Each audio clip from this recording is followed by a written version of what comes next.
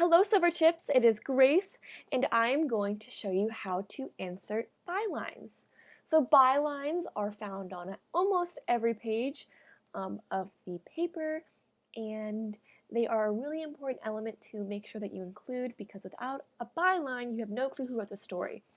So there's a couple things about bylines that I just want to go over. The first thing is how you choose the correct byline. So usually it's pretty straightforward.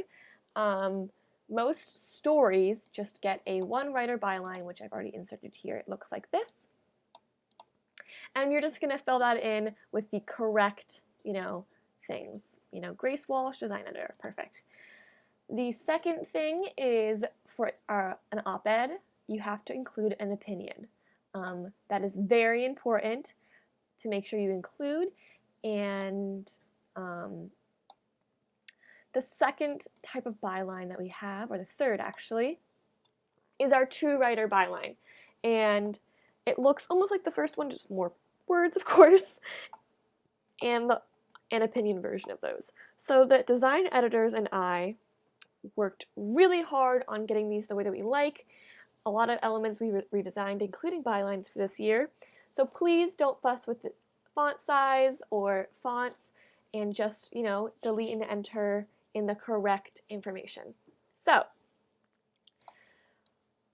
for bylines, it is pretty simple. You just want to grab whatever column length you need for the page, either 5 or 4. Most pages use 5.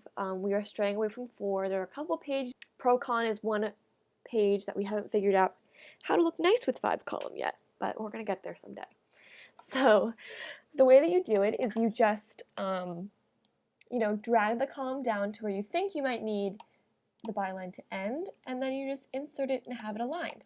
So there are two things. It has to be aligned at the top, and the line has to go across the width of a column.